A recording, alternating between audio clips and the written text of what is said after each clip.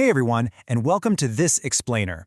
Today, we're opening a pretty critical chapter on a concept that literally affects every single one of us. I want you to think of your computer, your smartphone, your tablet. Think of them as your own personal digital castle. Because in today's hyper-connected world, that castle is basically under constant siege. So in this chapter, we're going to explore the weapons the enemy uses, the defenses we can build, and exactly how to keep our digital walls secure. To set the stage here, I absolutely love this quote from Clifford Stahl. He says, "Treat your password like your toothbrush. Don't let anybody else use it, and get a new one every 6 months." It's funny, right? But it's immensely practical. It completely shatters this illusion we all kind of have that our devices, just sitting quietly on our desks or in our pockets, are somehow isolated and inherently safe. Because trust me, they aren't. All right, so here's our roadmap for this chapter. We're going to cover 1. The connected threat landscape. 2. Meet the malware villains. 3. Spies and sneaky software. 4. Your digital defense arsenal. And finally, 5. Everyday web security. Let's jump right in with Section 1, the connected threat landscape. Okay, let's dive into this. The hard truth is, the absolute ideal situation for a computer's security is being completely 100% disconnected. But since that's completely impossible today, every single link to an external device or network becomes a potential entry point for unauthorized access. Network security is fundamentally about protecting our data across these connections from bad actors who are just waiting to exploit any vulnerability to cause harm. Moving right along to Section 2, Meet the Malware Villains. So who exactly is out there trying to breach our digital walls? Well, the foundational term you really need to know for this chapter is malware. It's just a mashup of malicious software. Basically, any program created to damage hardware, steal data, or just cause trouble. And it's not just a minor nuisance either. Malware incurs billions of dollars in financial damages worldwide every single year. Now, the crucial point here is understanding the difference between a virus and a worm. The term computer virus was actually coined back in 1985, and it borrows heavily from biology. Just like a biological virus needs a host to infect, a computer virus needs a host program. And more importantly, it needs you. It just sits there dormant until human triggering happens, like you double-clicking an infected file. But a worm is a standalone program. It doesn't need a host, and it certainly doesn't need your help. It self-replicates and crawls across networks entirely on its own. And look at how brazen these attacks have gotten lately. Take ransomware. It targets your data, encrypts it so you can't even access it, and then literally demands a ransom payment. The massive WannaCry attack back in May 2017 infected almost 200,000 computers across 150 countries. They demanded Bitcoin and, honestly, made its victims literally cry.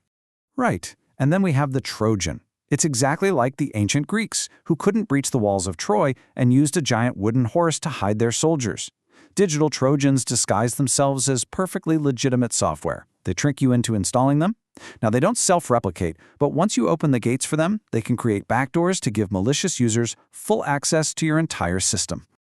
Let's shift gears to Section 3, Spies and Sneaky Software.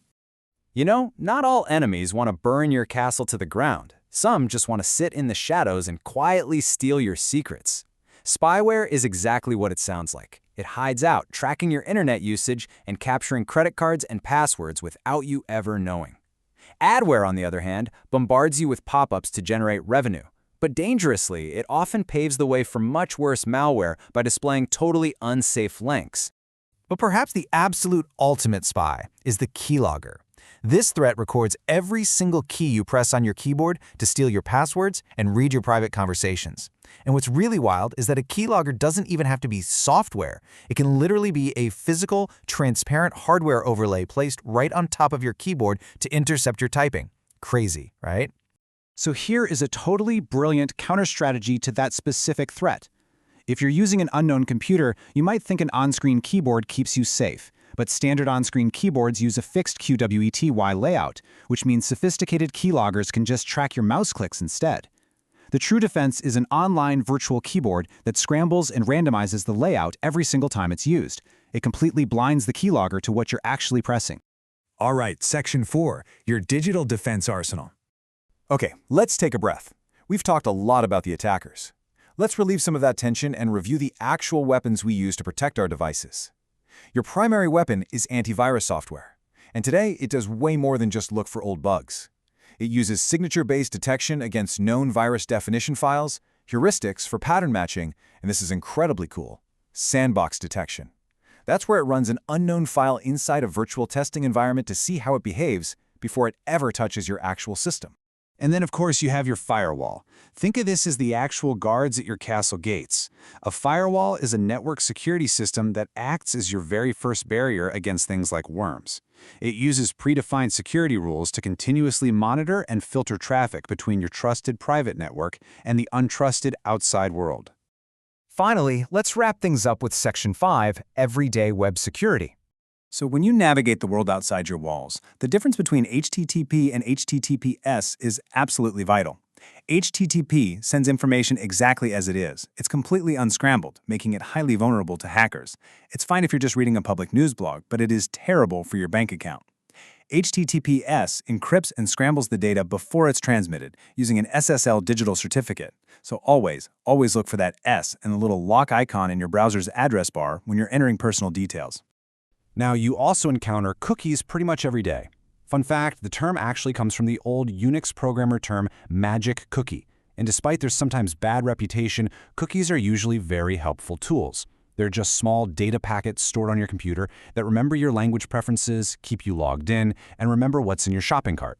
They're really just designed to enhance your user experience. So what does your everyday armor actually look like? It's just simple, practical habits. Keep your software and that antivirus virus definition file updated constantly. Never use pirated software. Avoid entering sensitive passwords on an unknown public Wi-Fi network. Don't click links in spam emails. And for sure, always scan a removable USB drive before you open files from it. As we close out this chapter, I really want you to take a look at your own habits. Your digital castle is under constant siege every single day. The attackers are smart, and their malware is always evolving. So I gotta ask, are your walls high enough? Are your guards awake? Or by using weak passwords and clicking unknown links, are you basically just handing out the keys to the kingdom? Stay vigilant out there and keep those digital walls strong.